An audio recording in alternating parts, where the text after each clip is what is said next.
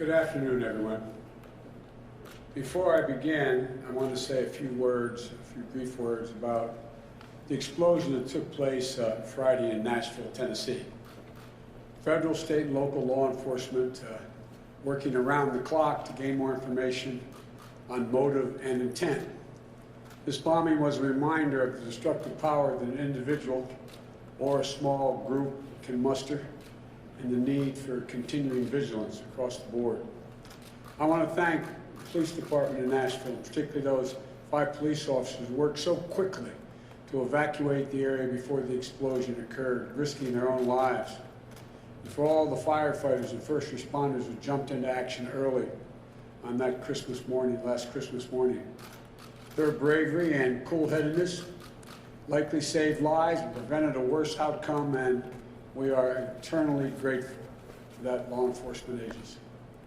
And I know the hearts of all Americans are the people of Nashville as they rebuild and recover from this traumatic event. Now, Vice President Harris and I, along with our nominees to lead the national security institutions, have just been briefed by some of the professionals who have been conducting agency reviews as a part of our transition. This is a long-standing part of the orderly transition of power in American democracy. We welcomed teams from the incoming Trump-Pence administration 4 years ago, gave them access to all that we had.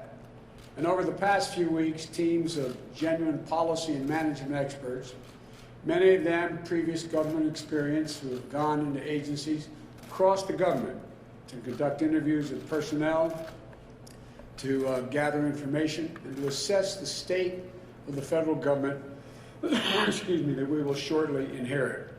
These teams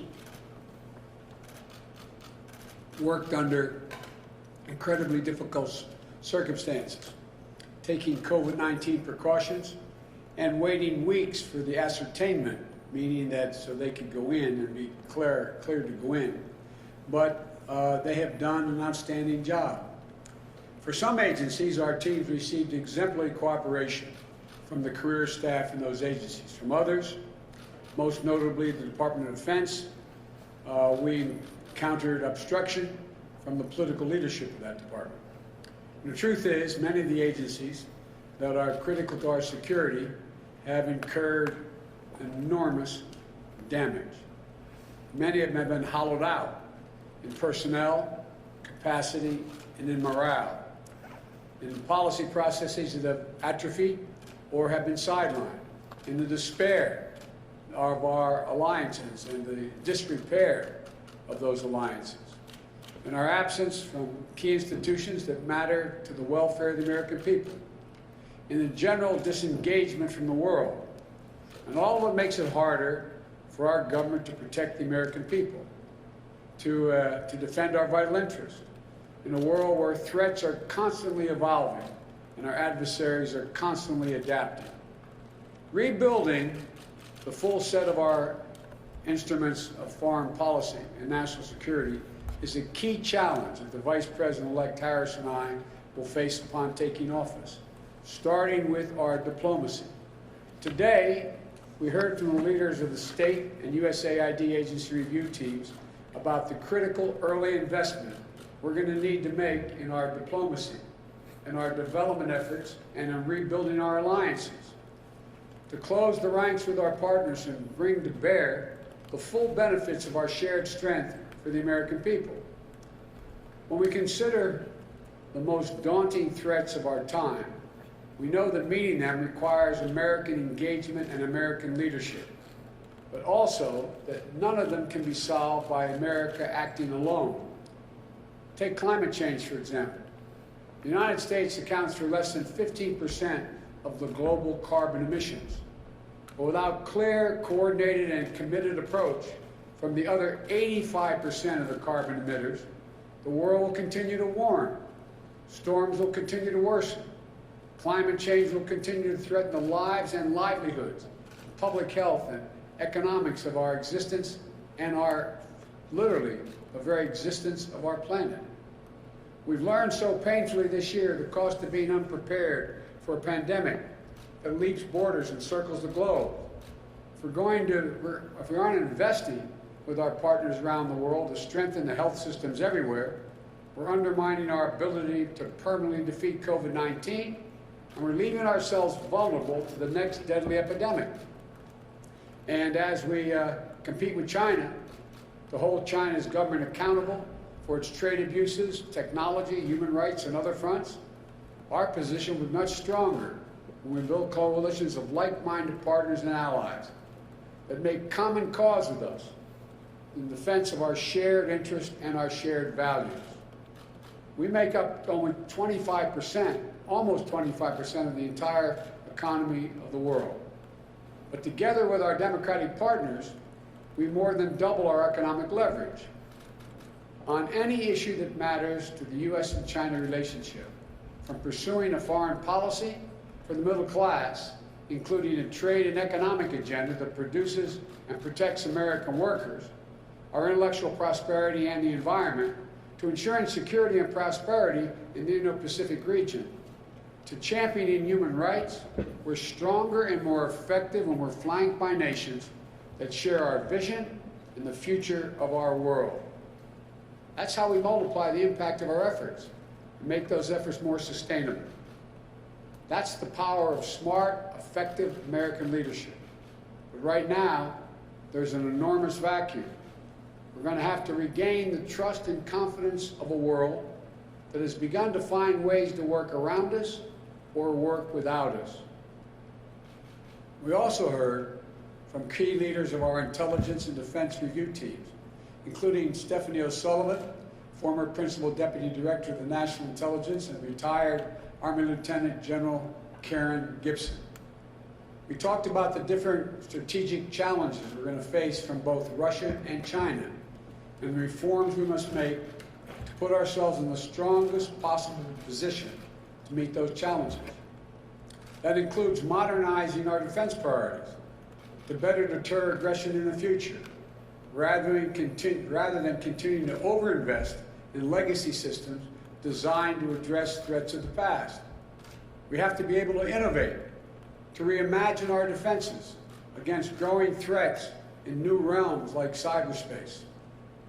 We're still learning about the extent of the SolarWinds hack and the vulnerabilities that have been exposed.